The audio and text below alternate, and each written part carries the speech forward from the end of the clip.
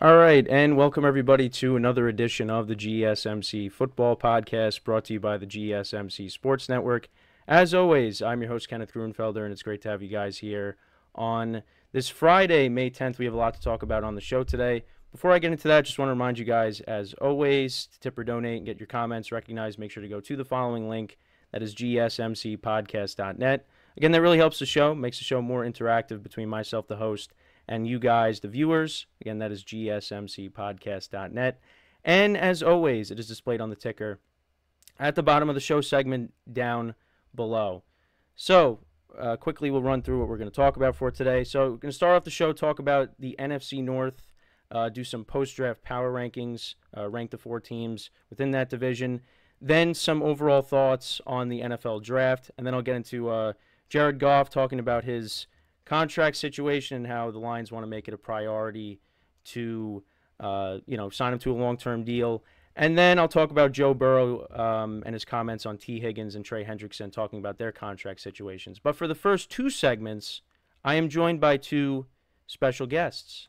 We have Manny, the host of the GSMC Chip Shot Football Podcast, and I had him on my show.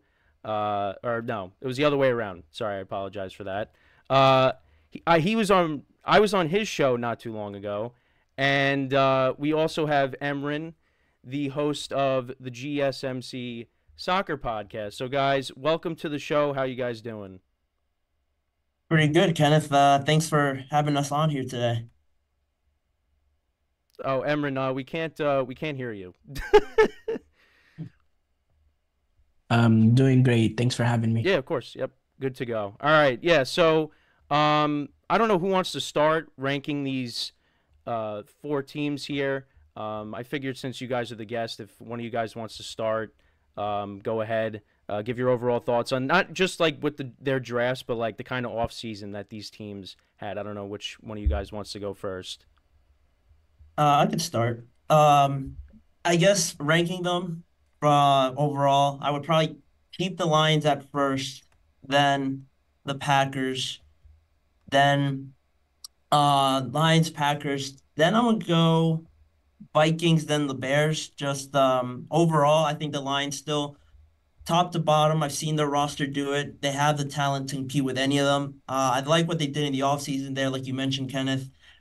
Just bringing back the majority of their guys and really re-signing AmonRaSt.Brown. I think that was the biggest thing for them, trying to get that out of the way. They paid him pretty well, so getting that all out of the way and their draft as well, bringing in Terrion Arnold, who I thought was probably the best corner in the draft. Where they got him, I think was huge as and addressing it in the second round as well. Top to bottom, they were pretty well built. And then just overall running through the other teams, the Packers surprised a lot of people. I like what they're doing. Bringing in Josh Jacobs was huge, and just the young talent that they have is pretty nicely stacked up in that division. And then just the Vikings, you don't really know what to expect too much out of them, just with a new quarterback and how that's going to play out. But talent wise as well on offense, I think they can compete with any of them. And similarly with the Bears, just a lot of new pieces in there. A lot. I don't think I'm blanking on his name. Ryan Poles gets enough credit for really building up that roster through trades. Caleb Williams bringing him in, Rome Odunze, and DeAndre Swift, Keenan Allen. How it all gets pieced together, I think is going to be important. But just looking at it on paper, how it stacks up with everybody else, it still has to be played out. But just keeping them last, just for the inexperience and how they've been over the last few seasons, I think those are like my rankings for the NFC North. All right, Emran, Uh, what about you? First of all, I gotta say, I think all of four of these D teams had a great offseason, and they're all teams. If they were in other divisions, they'll all be teams that are like playoff contenders. With all of them being bunched in together, it makes it a little bit difficult, makes it a little awkward. But I think these are four teams that are really on the upward trajectory. I'm gonna have to go to Green Bay first, just because of the way that they ended last season. The youth in that team, I believe the average age was a little bit less than 24, young quarterback, young receivers, and what they were able to do, and not only the fact that they even struggled at the beginning of the season, but they did what young teams do. They steadily progressed throughout the regular season, and to have the playoffs that they have, being so close to a potential NFC championship against the Lions, I just think all these young guys that they have that steadily improved throughout the season are going to take it to the next level. And then I like last year, what was their weakness defensively? And I like what they did defensively. And they brought in Xavier McKinney. They brought in Javon Bullard, and Jaron Cooper, the linebacker, and then they upgraded our running back along next to Jordan Love, who I think is really gonna take the next step. So I have them I agree. first. I agree. So, and then I'll go Detroit second because you have to respect what Detroit did last season in reaching the NFC Championship game. They also brought in they drafted Terrion Arnold, great addition. Brought in Marcus Davenport, Carlton Davis, um, and the main thing also was, are they able to resign? What's the situations, the offseason situations of Jared Goff and Amon-Ra? And it's looking like they're taking care of that. They're cleaning that up. They're a very well coached team. I think defensively they're going to be better with the additions of Terry and Arnold, especially their secondary. So I really still think Detroit is a legit team, and I only have them second just because of the rise I see with the Packers. I'm gonna go with the Bears third.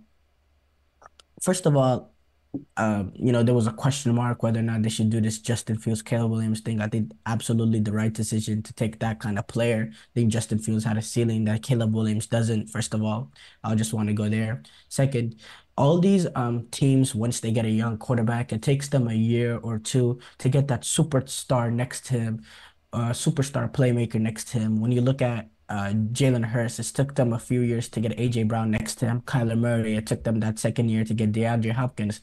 Well, Caleb Williams is walking into a wide receiver core of Keenan Allen, DJ Moore, and Romeo Odunze, who I believe is going to be a star wide receiver. So I think that's and they also signed Gerald Everett. So I think that's and DeAndre Swift. Wow, they really signed a Yeah, core no, of they did a lot. They did a lot. and they surrounded Caleb Williams perfectly, in my opinion. Defensively, I thought they were very strong last season, especially last season. If you look at last season, not to the extent that Green Bay did, because Green Bay ended up making the playoffs, but they started off really, really bad last season, and they ended up with I think they were 8-8 or 8-9 or something, I think they finished, I want to say 7-10. or 7-10. But they did that. They did Yeah, no, they really did play better well. towards the A end of few last year. games that Yeah. could have went the other way. I remember the Cleveland game, and they were kind of on an upward trajectory even Yeah, last they year. could have beat Cleveland. They were up by Yeah, 10. they could have beat Cleveland. There was multiple games that I was like they could have been Detroit too above in Detroit. Detroit Yeah, as yeah, well. yeah. Yeah, no, they had a good end of the season. Um, um, Whether or not Matt Eberflus is the guy, we're gonna kind of figure out really quickly this season. Yeah. But no, I really love what they were able to do defensively through the stretch of last season, and the offensive weapons that they added. Yeah, this team is amazing. Not amazing, but they're like in a good position. And then I put Minnesota last. They're not last in my opinion because still think they have a good offseason in the way they kind of, you know, I wouldn't say restarted, but the way that they like smoothed over, they transitioned, bringing in J.J.McCarthy, Sam Darnold as a potential bridge, some of the moves that they made, some of the moves to get rid of these bigger contract players like a Daniil Hunter, letting Kirk Cousins walk. So I like what they did, and I think Kevin O'Connell is a brilliant, brilliant coach who has had a very good time in the NFL so far. So I have them last just because of the sheer uh, ability of Chicago to make the moves that they did, but I still think this is a team that also has a pretty good future. Okay, yeah. So with mine, I have Detroit, the Packers, and then the Bears 3, Vikings 4. Now, I want to get your guys' thoughts on with the Bears and the Vikings now. So, we talked about Caleb Williams and Sam Darnold. We'll see if he ends up starting for the Vikings and they kind of ease J.J. McCarthy into it, because I don't know if they're just going to throw J.J. McCarthy right in and say, all right, go right ahead. I want to kind of get your thoughts on J.J. McCarthy, because I know he's a guy that we've talked about a lot, especially in the production meetings. So I kind of want to get your thoughts on like how you see him translating to the NFL. Is it going to work? I think he's in a good spot. He's in a very good situation because, like you said, Emran, Kevin O'Connell is a brilliant offensive-minded head coach, and the weapons that he has when he eventually does take over full-time, if they decide to start Sam Darnold week one, I think he's in a great situation. I think also having Aaron Jones back there, a veteran running back that could take the pressure off of him, that can help him as well. So I think he's in a good situation, but I want to get your guys' thoughts. Like, do you guys think that he will translate to the NFL, or is he going to be like? And I see comments like this on social media: a Zach Wilson 2.0. Are we gonna see that, or are we not gonna see that? I mean, now just to give my thoughts on it, I think JJ, like you said, Kenneth, I think he's in a great spot, not only just because of the team and the talent around them, obviously with Justin Jefferson, TJ Hawkinson, Aaron Jones, Jordan Addison, I think is a very good number two. I think it just translates very well with what he had in Michigan. A lot of times people don't think about the obvious transition with coaching and systems and learning a new sort of playbook and just getting that under your belt and knowing that and then starting to really connect with these other guys. It is very similar now with Michigan and then coming to the Minnesota Vikings because he's coming into a system where he has great receivers, he has a great O-line, a great running game as well there with Aaron Jones. I think that transition will be smoother than, say, if he went to, I don't know, it was rumored with the Giants, or if he went somewhere else like the Patriots. I think that would have been more difficult for him to learn, and I think it'll just make it easier for him to come in to have earlier success because all the weapons are around him. It seems like Kevin O'Connell really wanted him to be their quarterback. The feeling was mutual with him as well, and his transition will be easier. I think arm talent wise and just making all the throws. I think a lot of people don't give him the talent or the credit that he deserves there. I know he had a great team around him, but a lot of the times, especially in the playoffs against Alabama and against Washington, he made some pretty impressive throws. He went out of the pocket, extended plays, and got some crucial first downs. So I think athletically and just talent-wise with his arm, I don't think people give him a lot of credit. And just physically, I think he's a lot bigger and has better intangibles than Kirk Cousins, who was there. Obviously, the age is a factor, but I think all of that will help him just get going a little bit faster. And then it just comes down to what they see in training camp and rookie mini camp and things like that. Compared to Sam Darnold, I think it'll be a good competition there, but I think it'll only be a matter of time before he starts for them there in Minnesota. Emran, you got any thoughts? Well, first of all, I think it's important for Kevin O'Connell to play whoever he thinks is ready week one. That's number one. Right. Number two, I really do like the intangibles of J.J. McCarthy, almost more than the actual tangibles when it comes to the leadership, when it just comes to his overall clutchness as a player.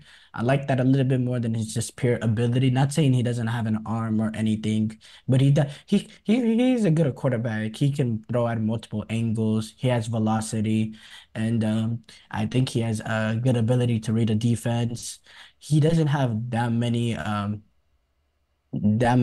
throws just in general, especially in the senior season, because of the way that Michigan plays football. But I'm not here to blame him. We can only scout what we see, and no, I'm very interested to see whether or not he works out in the NFL. Out of all the quarterbacks, this is the one I'm kind of uh uh Yeah, it's kind of just like a wait and see approach. Because with yeah. Caleb Williams, like, you hear everyone just talk very highly of him. His teammates are talking very highly of him.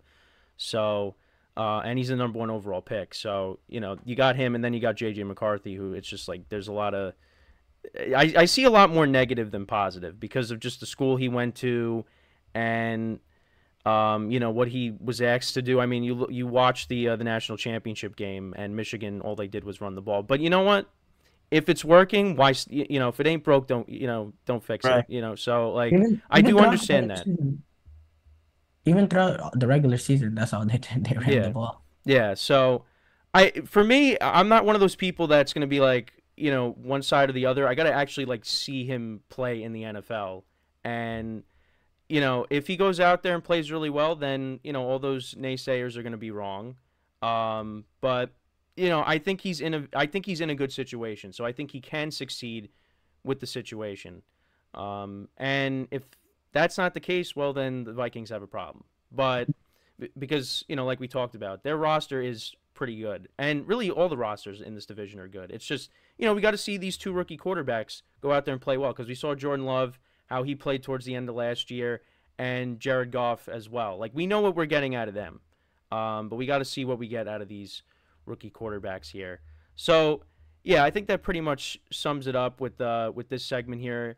We're going to take our first break, and then when we come back, we're going to talk about the NFL draft. I want to get your guys' opinions on the draft when we come back, and that'll be the second segment. So, with that being said, stick around, and we will be right back here on the GSMC Football Podcast.